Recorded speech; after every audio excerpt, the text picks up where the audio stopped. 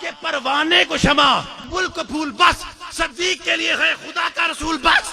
نعرہ تکبیر، نعرہ رسالت، نعرہ تحقیق، نعرہ حیدری، تاجدار صداقت.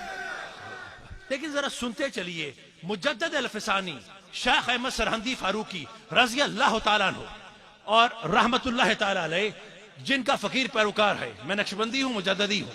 جو کوئی کسی دا عاشق ہوئے گل اسے دی کردہ، سو مکر بہانے کر کے اس تے مرنے مردہ. تو میں ہوں مجددی، تو میں تو اپنے لاکھ طبیب ہوں گے، پر جس نے مجھے شفا دی میں تو اس کا ذکر کروں گا. توجہ ہے آپ کی. تو فرماتے ہیں کہ ہمیں جو فیض نبوت ملتا ہے وہ بوسیلہ جناب صدیق اکبر ملتا ہے، اور فیض ولایت بوسیلہ مولا مشکل کشا ملتا ہے، حضرت علی کے توسل سے ملتا ہے. تو اب ذرا اسی پرائے میں سنیے گا.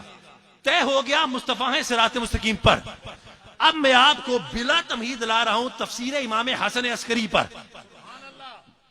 جانتے ہو آپ امام حسن عسکری علیہ السلام و رضی اللہ تعالیٰ عنہ ائمہ اہل بیت کے 11ویں امام ہیں، ہمارے بھی امام ہیں. میرے مجدد پاک فرماتے ہیں کہ کسی کو ولایت میں سے رتی برابر حصہ نہیں مل سکتا جب تک کہ 12 اماموں کی ولایت اور غوث پاک کی ولایت پر ایمان نہیں لاتا. اور اگر میں آپ سے پوچھوں کہ آپ میں سے کتنوں کو 12 اماموں کے نام آتے ہیں تو اکثر زبانیں گونگی ہو جائیں گی، اور اگر آتے بھی ہوں گے تو ترتیب سے نہیں آتے ہوں گے. کتنے افسوس کی بات ہے. چیز ہماری اور بے قدری کرتے ہوئے فار گرانٹڈ لیتے ہوئے اس کو غیروں کے سپرد کر دیا. نبی کے جتنے پیارے ہیں وہ سب ہمارے ہیں. یہ بھی ایک موضوع ہے، اس میں کبھی گفتگو کروں گا. تو ائمہ اہل بیت کے 11ویں امام ہیں امام حسن عسکری. امام حسن عسکری ان کی ایک مشہور و معروف تفسیر حسن عسکری، یہ اکثر جگہ پڑھائی جاتی ہے. تفسیر حسن عسکری میں سے ایک مقام پیش کر رہا ہوں. نبی ہیں صراط مستقیم پر، ذرا سنتے چلو. بس 2 مقامات اور. آپ گھبرا تو نہیں گئے؟ پریشان ہو گئے؟ تنگ پڑ گئے؟ ہو بھی جو میرا کیا کرتا ہوں، میرا کیا کر لو گے. لیکن میں ہاتھ باندھ کے کر رہا ہوں.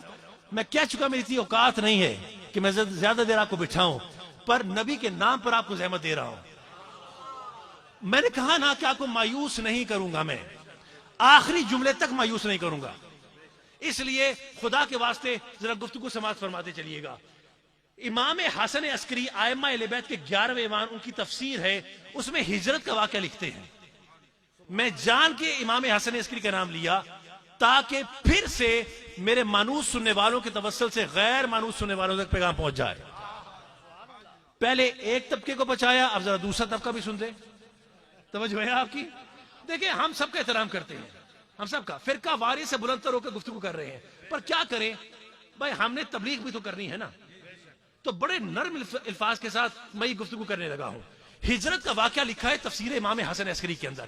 فرماتے جب اللہ نے حکم دیا کہ اے نبی تجھ پر حالات تنگ کر دیے گئے تو مدینہ تشریف لے جا، تو اب میرا نبی سب سے پہلے گیا اپنے برادر علی کے پاس اور جا کے فرماتے ہیں علی کیا تو اس بات پر راضی ہے کہ آج کی رات تو میرے بستر پر نفس محمد بن کے لیٹ جائے،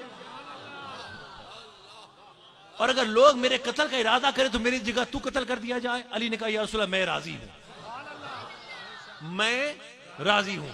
علی کی رضائے لینے کے بعد اب میرا نبی اس کے پاس گیا جو عتیق بھی ہے، رفیق بھی ہے، شفیق بھی ہے، صدیق بھی ہے.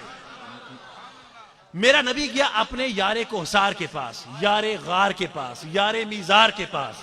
میرا نبی گیا اپنے یار صدیق کے پاس اور جا کر فرماتے ہیں صدیق کیا تو اس بات پر راضی ہے؟ امام حسن عسکری کی تفسیر ہے، وہاں سے پیش کر رہا ہوں.